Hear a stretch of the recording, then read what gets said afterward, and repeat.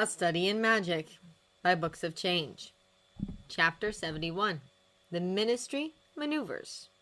Lestrade felt a sense of inevitability and impending doom when he received a summons from Cornelius Fudge the day after the LV War Prep meeting.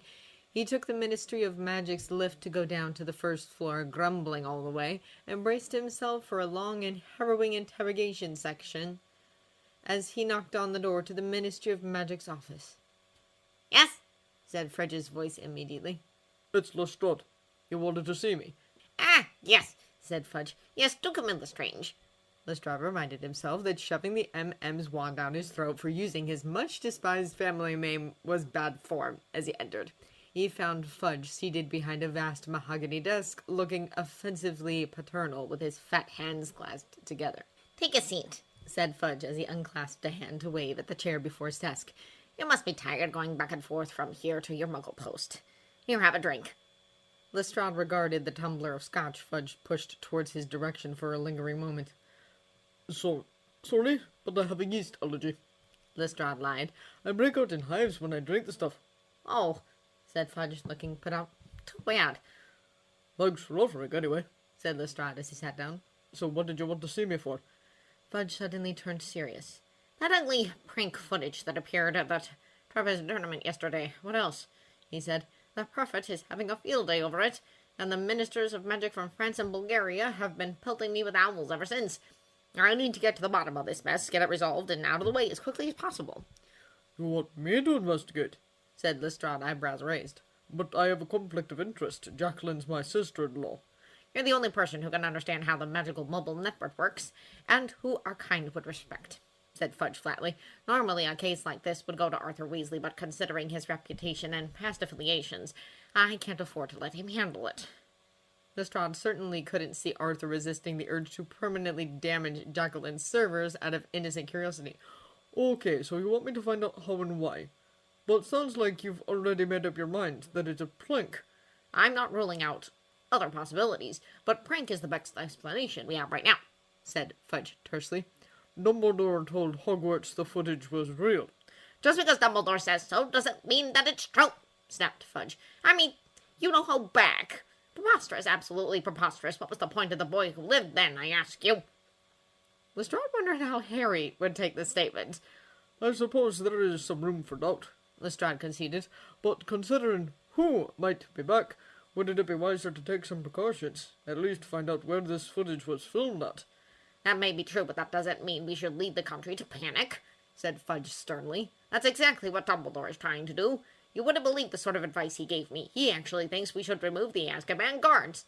As if anyone in their right mind would. Half of the wizarding world sleeps soundly at night because the Dementors are guarding the prisoners. Doesn't he realize a move like that will destabilize everything we've accomplished so far? Mine is starting to go, if you ask me." You look fine to me, said Lestrade before he could stop himself. Blimey, if I'm as sharp as he is when I'm 100. "Don't tell me you're for Dumbledore too!" Fudge exclaimed. I'm just saying, said Lestrade with an exaggerated shrug. I mean, how would I know? I've only met him 3 times my entire life. "Well," said Fudge, looking a bit taken aback. "Well, no, I don't suppose you would. I keep forgetting you never went to Hogwarts." Then a sly smile started to play on Fudge's lips. "It was horrible, wasn't it, learning you were never admitted to Hogwarts, even though you had every right to?" said Fudge, donning a face that would have been quite appropriate at a funeral. One of the biggest regrets of my life. Yeah, Lestrade said, truthfully enough. "I definitely consider it a tragedy," said Fudge pompously. "You're a fine wizard, if I may say so. You have no idea how invaluable you have been to the Ministry, especially considering the current Muggle climate. Muggles these days," Fudge suddenly grumbled. "they just won't let us be like they used to." Lestrade said nothing in response, though he had a lot to say, none of them remotely polite.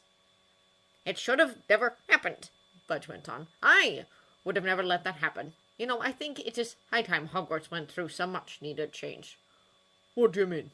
Lestrade asked. "I always gave Dumbledore free rein over Hogwarts," said Fudge. "Complete free rein. That worked well enough in the past, but now in light of what happened recently and you, I think it's time the Ministry took a more active role in Hogwarts and take a close look at Dumbledore. His decisions are turning increasingly questionable, and I'm even starting to doubt his sanity. Lucius has been hinting at this for years, but he didn't see the signs myself until now." Hang on. Lucius Malfoy got sacked as school governor 2 years ago for questionable conduct. Lestrade interrupted. You sure you want to listen to him? Fudge turned a bit red. Good advice is still good advice, no matter what the source, he said evasively. But as I was saying, I think the Ministry should step up and make sure Hogwarts is running properly. I'm thinking of ratifying a new educational decree and appoint an Inquisitor to Hogwarts. I know just the person. She's quite good at evaluating chaff and getting rid of nonsense. Who knows, you might find evidence Dumbledore had a hand in the footage. This time, Lestrade blinked as he digested Fudge's words and its implications. Did Fudge really mean... Hang on, Minister, said Lestrade. Are you... You think Dumbledore set the whole thing up? I cannot afford to overlook the possibility, said Fudge importantly. The idea is not as mad as you think. It's certainly saner than sending envoys to giants for a non-existent you-know-who threat, which is another thing Dumbledore suggested, envoys to giants. They'd kick me out of the office for even suggesting it. I can't put anything past him at this point. Lestrade certainly wouldn't put past anything less absurd and irrational from the minister. Anyway, we need to move quickly before Dumbledore can do any real damage, said Fudge. So first things first. Do you think Harry Potter agrees with Dumbledore? Lestrade hadn't expected this question, but at the same time, it wasn't exactly surprising. Gaining the endorsement of the person famous for defeating LV when his opponent was announcing LV's return would be a good political move under different circumstances. I have no idea, Lestrade answered. I don't really talk to him, and he's at the age when it's not cool to talk to authority figures like me, unless it's to talk back. His adoptive parents, then. You're friends with them, aren't you? Lestrade was very tempted to tell Fudge Sherlock Holmes could count the number of his friends with 2 mutilated hands, and he wasn't one of them. I'd work with Sherlock Holmes often enough, Lestrade replied. Fudge nodded in satisfaction. Do you think Mr. Holmes agrees with Dumbledore? I'm not sure, but Sherlock and Dumbledore rarely see eye to eye, said Lestrade honestly. Sherlock's too scientific and Dumbledore is, well, too magic, I guess. Excellent. What about Mrs. Holmes? It took several seconds for Lestrade to realize that Mrs. Holmes Fudge was talking about was John Watson. Jay generally agrees with Dumbledore as long as Sherlock admits he has a point, said Lestrade, wording his answer carefully. But that was before. I don't think she knows what's been going on lately.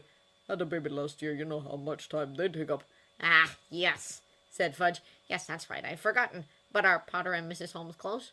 Oh, sure. You'd think she'd give birth to him. They're so natural. Perfect, said Fudge triumphantly.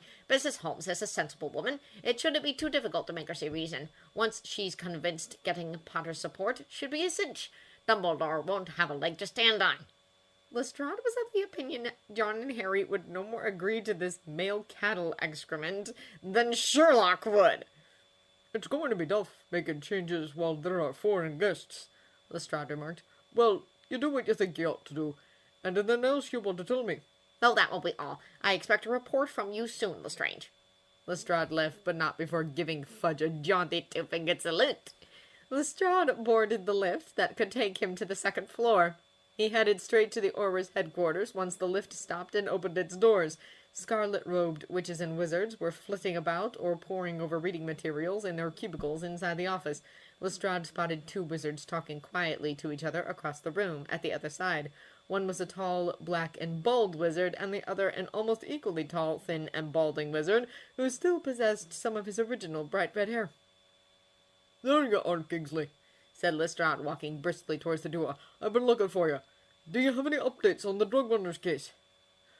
I'm still waiting for Weasley to respond to my question on his findings report, said Kingsley Shacklebolt. I'm following up with him right now. If you had read my report, you would know that the term is firearms, said Arthur coolly. Then he leaned closer and whispered, If you can get away before 7, Molly's making meatballs. Great! I'll bring Ellen, said Lestrade quietly. Then, in a louder voice, he said, In other words, no. Can you not hurry up, please? Your delays are stalling my investigation. The 3 men met again later in the evening in Arthur and Molly's kitchen. So what did Fudge want? Kingsley asked as they sat around the wooden table. He's putting me in charge of the film investigation, Lestrade answered. He also hinted that he's sending someone to Hogwarts as an inquisitor. He's expecting her to find evidence that Dumbledore was behind it all. He can't do that, exclaimed Arthur, looking outraged. Dumbledore didn't know Sherlock was plotting to broadcast it. He might have guessed, but he had no hand in it at all. But that would mean this Inquisitor won't find any evidence against Dumbledore, since there isn't any to find, Kingsley pointed out. I have a feeling this Inquisitor person isn't above planting evidence, Muttered Lestrade darkly. Well, I'm the lead investigator, so I'll do what I can. We'll see how Fudge takes it when I don't give him the evidence he wants. Kingsley grinned. He'll take it. You're too bosh for him not to. I am not bosh. I don't want to be bosh. Lestrade grabbed. Just so you know, one of these days I'm really going to shove a wand down the throat of the next person who calls me the Stranger. So intervene accordingly. Arthur and Kingsley laughed. Lestrade joined them after telling everyone in the kitchen Fudge's deeply misguided, doomed failure plan to convince Sherlock and John to join his cause against Dumbledore. Fudge meeting Sherlock, said Arthur wide-eyed. I almost feel sorry for Fudge. He actually met the Baker Street Prats before, said Lestrade, but they were playing roles. Sherlock needed to get some info out of Fudge for the Sirius Black case. It was the most awesome but creepy thing I've ever seen. I'd like to meet them, said Kingsley. Don't kill me afterwards, said Lestrade, only half joking. If not Sherlock Holmes, I definitely want to meet Dr. Watson, said Kingsley. She's the one on our unofficial blacklist of muggles. You have a blacklist? More like a list of repeat offenders, said Kingsley, smiling wryly. Dr. Watson is on the top by a huge margin. 16 obliviated obliviators, Greg. 16. And no case of successful memory modification to boot. Greg whistled. Why did the guys try so hard for so long? Wounded pride, mostly, said Kingsley. No one wanted to believe a muggle could trounce a wizard, let alone a small squad of them. But of course she kept on trouncing them, so things only got worse. In the days following his return from St. Mungo's, Harry and his friends worked hard to convince as many people as they could that the LV Rebirth broadcast was a record of a real event. They got a leg up when they discovered Igor Karkaroff, headmaster of Durmstrang, had fled Hogwarts overnight. He was a convicted Death Eater, Hermione was quick to inform the crowd gathered around Harry to ask him about Karkaroff. But he made a bargain with the Ministry. They decided to let him go if he could tell them the identities of all the Death Eaters that were known to him. His testimony let the Aurors discover a mole within the Ministry of Magic itself. So if there's anyone who's afraid of you-know-who's return, it's him. Rumors went wild after this bit of information got out. The consensus was Karkaroff thought the footage was genuine and fled, since Lord Voldemort would go after him for betraying so many of his followers. Harry, as Sherlock had instructed, cautioned anyone who asked him about Karkaroff that just because Karkaroff thought the film was genuine didn't necessarily mean the film really was a record of LV's return. I do think the possibility of it being real is high, though, he would add. It takes a lot of money and effort to create a film that real-looking. I'm talking about hundreds of thousands of galleons here. Who has that kind of money to spend? We can't rule out the possibility Karkaroff had other sources of information that let him know you-know-who is really back, either. I mean, LV would summon all his followers, too, won't he, if he's back? Maybe that's how Karkaroff knew the film was real. He heard the summons. There were, of course, plenty of detractors. Quite a lot of students bought the Ministry of Magic's stance that Miss Jackie was a prime suspect, since she had the necessary access and ability to create and broadcast such a film. Harry's argument that very few people had the money to create a fake footage ended up backfiring on him, as he couldn't deny Miss Jackie had more than enough money to fund such an endeavor. Luckily, Harry had Hermione Granger on his side. What about the motive? Hermione argued when Seamus mentioned the Miss Jackie the culprit theory over breakfast. What good would it do to Miss Jackie if she pulled such a prank? Moreover, can you actually see her pulling a prank? A prank that tasteless? She doesn't have much capacity for fun and games, George Weasley agreed. And personally, I have trouble imagining her harming a fly. Still, many people held on to the belief Miss Jackie could have done it. One seventh year actually argued the reason why Harry wasn't considering Miss Shin as a suspect was because she paid him well. Are you saying I want you-know-who back? Said Harry furiously when he heard this. I never said that, the seventh year said defensively at first, but then more boldly. But I suppose you wouldn't worry about it even if he did. You probably think you can handle him again since you got rid of him as a baby. Why would I want the man who killed my parents back? growled Harry as he felt himself raising his hackles. You probably don't know since you've never lost your mother, but it's very comforting to know your mother's murderer got himself killed for what he did to her. How do you know I'm not an orphan? You're just assuming that I'm not. Please. Harry sneered, shocking his own self at how much he sounded like Sherlock as he did so. Your quills are new. You couldn't have bought them in Hogsmeade. We haven't been allowed there recently. You can't mail order quills, and if you bought them from someone else, you wouldn't have bought a whole bundle. Someone bought it for you and owled it then. It's your mother, since the parcel that held the quills has Love Mum written on it. The seventh year looked abashed as he turned red. Look, I don't want him back, Harry shouted before the seventh year could say anything. but just because I don't want him back doesn't mean I can assume he isn't. Reality won't adjust to my wants. And in case you haven't thought of this already, if it turns out LV really is back, and we do nothing to prepare for this, we've got everything to lose, because that'll only help him. Opinions remained sharply divided for the rest of the week.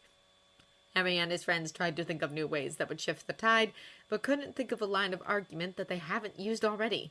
Oftentimes, Harry felt like he was talking to a wall as people kept trying to argue against him, bringing up reasons he thought he'd already dismantled. Then Monday morning came. Hermione received her copy of the Daily Prophet, which she had started to read very carefully and thoroughly. Harry and Ron didn't know why she bothered. The Prophet only told the Ministry of Magic's side of the news and ridiculed all its detractors. "Harry," Hermione said suddenly. "Harry, you've got to read this." What is it? Said Harry quickly. Did the Ministry change their mind? "No," said Hermione grimly. "Yeah, see for yourself." Harry read the article. Hermione shoved it into his face. New Hogwarts High Inquisitor. The Ministry of Magic has appointed Undersecretary Dolores Jane Umbridge as High Inquisitor to Hogwarts in accordance with the newly ratified Educational Decree No. 22. The appointment came swiftly after Hogwarts' current headmaster Albus Dumbledore was ousted as Supreme Mugwump of the International Confederation of Wizards after several members of the committee raised questions over his leadership.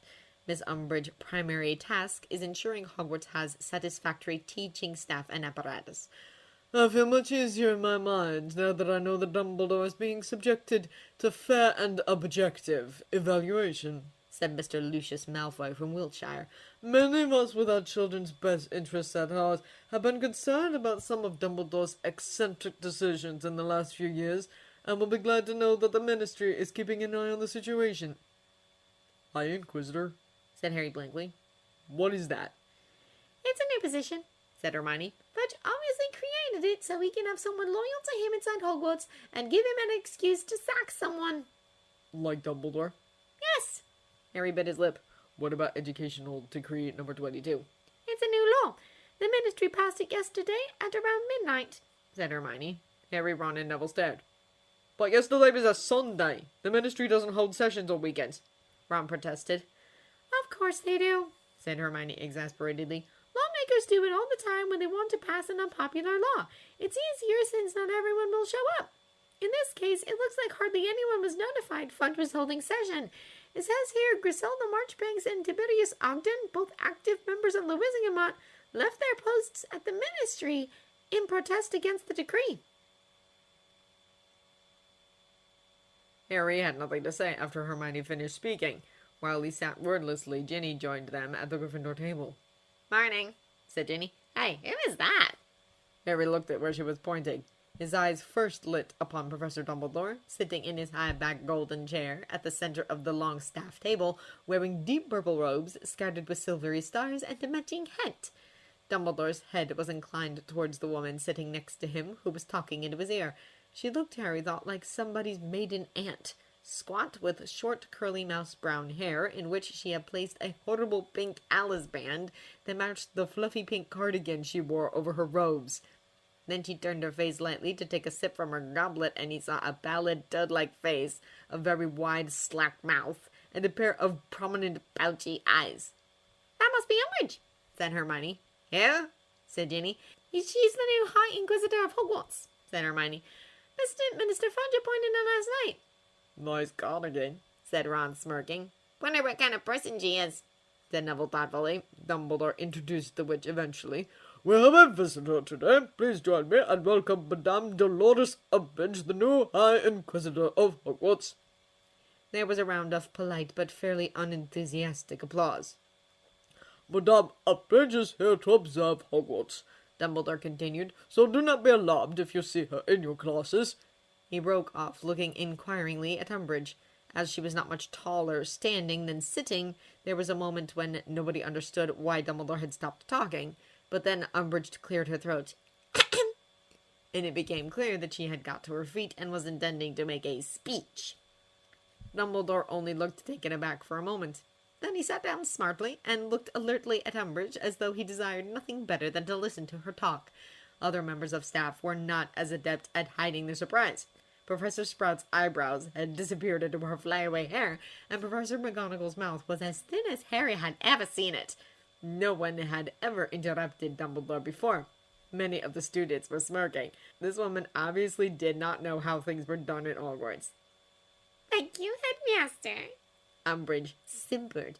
for those kind words of welcome. Her voice was high-pitched, breathy, and a little girlish. It took Harry aback, as he was expecting her to croak. Also, something about her voice and fluffy pink cardigan deeply grated him.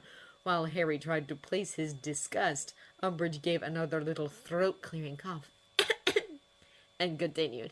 Well, it is lovely to be back at Hogwarts, I must say. She smiled, revealing very pointed teeth. And to see such happy little faces looking up at me. Harry glanced around. None of the faces he could see looked happy. On the contrary, they all looked rather taken aback at being addressed as though they were 5 years old. I am very much looking forward to getting to know as many of you as possible. I'm sure we will be good friends. Students exchanged looks at this. Some of them were barely concealing grins. I'll be your friend as long as I don't have to borrow that cardigan, Parvati whispered to Lavender, and both of them lapsed into silent giggles. Madame Umbridge cleared her throat again. But when she continued, some of the breathiness had vanished from her voice. She sounded much more businesslike, and now her words had a dull, learn-by-heart sound to them. The Ministry of Magic has always considered the education of young witches and wizards to be of vital importance. The rare gifts with which you were born may come to nothing if not nurtured and honed by careful instruction. The ancient skills unique to the wizarding community must be passed down the generations, lest we lose them forever. The treasure trove of magical knowledge amassed by our ancestors must be guarded, replenished, and polished by those who have been called to the noble profession of teaching. Madame Umbridge paused here and made a little bow to her fellow staff members, none of whom bowed back to her. Professor McGonagall's dark eyebrows had contracted so that she looked positively hawk-like, and Harry distinctly saw her exchange a significant glance with Professor Sprout as Umbridge gave another little and went on with her speech. Every headmaster and headmistress of Hogwarts has brought something new to the weighty task of governing this historic school, and that is as it should be, for without progress there will be stagnation and decay. There again, progress for progress's sake must be discouraged, for our tried and tested traditions often require no tinkering. A balance, then, between old and new, between permanence and change, between tradition and innovation. Harry found his attentiveness ebbing as though his brain was slipping in and out of tune, even though he knew he was supposed to pay attention to what Umbridge was blathering about. The quiet that always filled the hall when Dumbledore was speaking was breaking up as students put their heads together, whispering and giggling. Over on the Ravenclaw table, a group of fifth-year girls were chatting animatedly. Meanwhile, at the Hufflepuff table, Ernie Macmillan was one of the few still staring at Madame Umbridge, but he was glassy-eyed, and Harry was sure he was only pretending to listen. Madame Umbridge did not seem to notice the restlessness of her audience. Harry had the impression that a full-scale riot could have broken out under her nose, and she would have plowed on with her speech. The teachers, however, were still listening very attentively, and Hermione seemed to be drinking in every word Umbridge spoke, though, judging by her expression, they were not at all to her taste. Because some changes will be for the better, while others will come in the fullness of time to be recognized as errors or judgments. Meanwhile, some old habits will be retained, and rightly so, whereas others, outmoded and outworn, must be abandoned. Let us move forward, then, to a new era of openness, effectiveness, and accountability, intent on preserving what ought to be preserved, perfecting what needs to be perfected, and pruning whenever we find practices that ought to be prohibited. I promise to help you all to get there. She sat down. Dumbledore clapped. The staff followed his lead, though Harry noticed that several of them brought their hands together only once or twice before stopping. A few students joined in, but most had been taken unawares by the end of the speech, not having listened to more than a few words of it, and Dumbledore stood up again before they could properly applaud. Thank you very much, Madame Umbridge. That was most illuminating, he said, bowing to her. Yes, it certainly was illuminating, said Hermione in a low voice. You're not telling me you enjoyed it, Ron said quietly, turning a glazed face towards Hermione. That was about the dullest speech I've ever heard, and I grew up with Percy.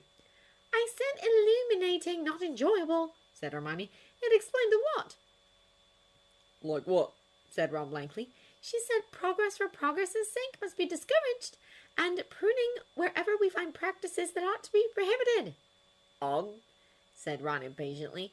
This means, said Hermione through gritted teeth, the Ministry intends to interfere at Hogwarts. The disquiet her statement generated followed them all the way out of the Great Hall. Harry didn't see Umbridge afterwards until Thursday afternoon at Defense Against the Dark Arts. He and his classmates had just finished cheering Professor Lupin's return to work when they all heard the familiar at the door. Why now? Ron grumbled. Hello, Professor Lupin, is it?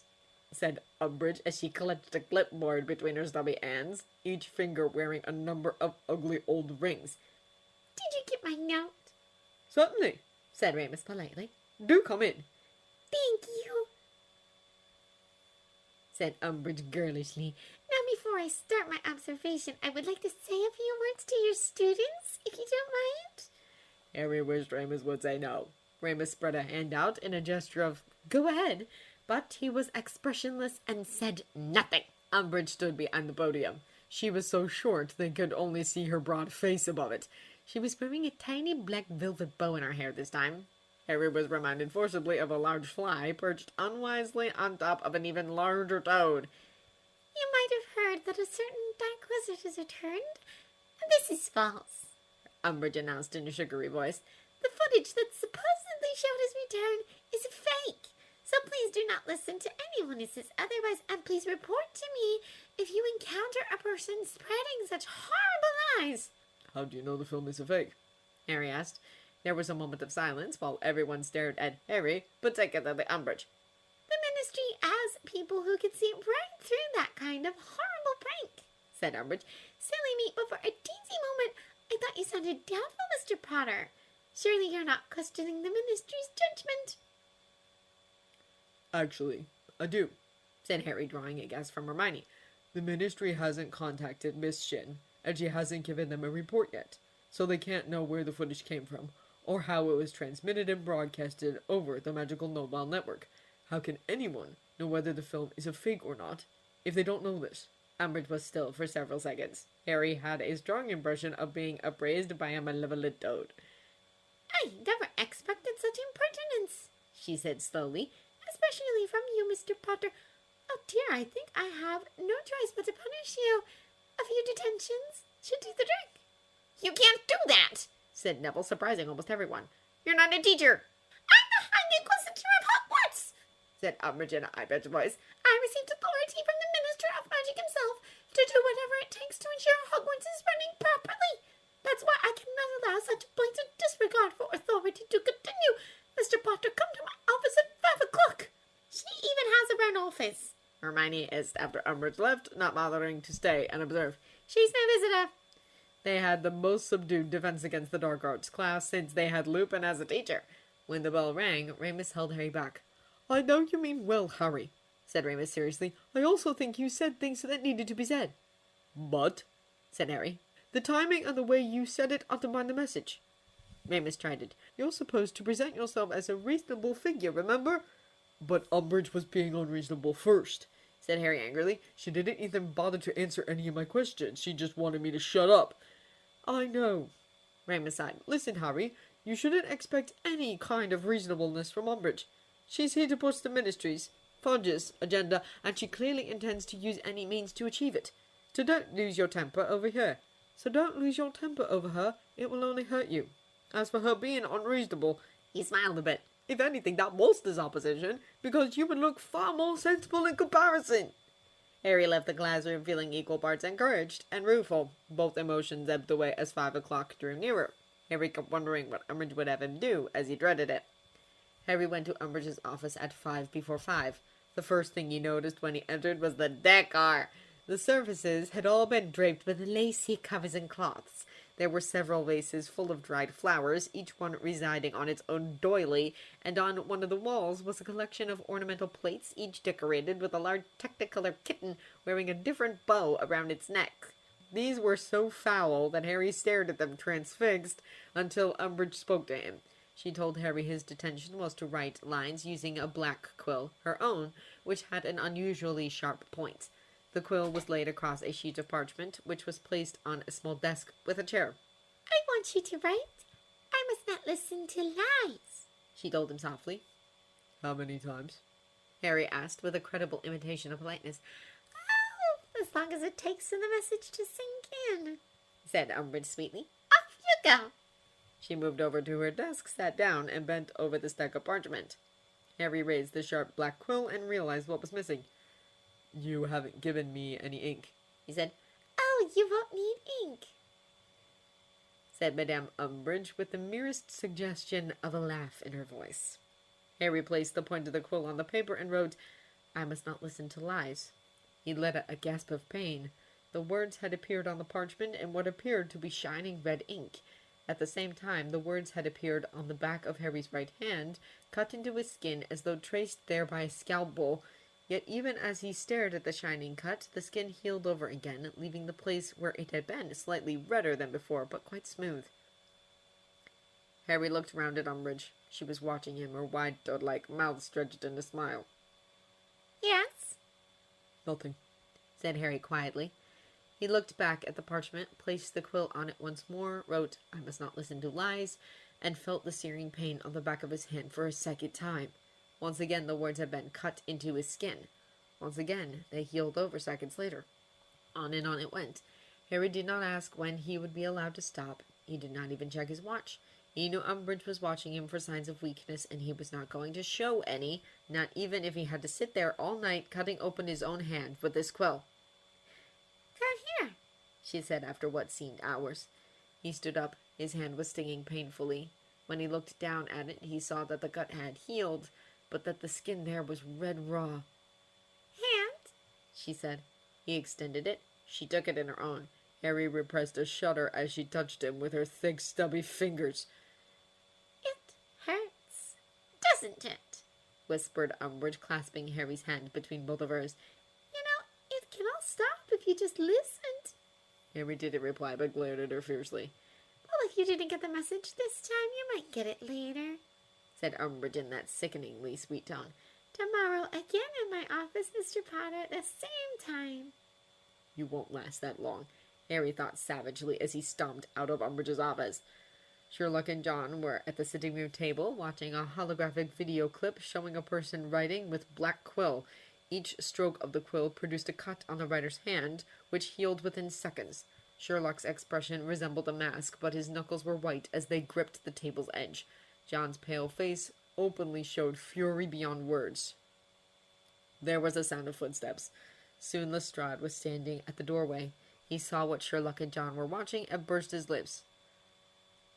"In behalf of the world of wizarding bastards, I apologize," said Lestrade, looking down at the floor.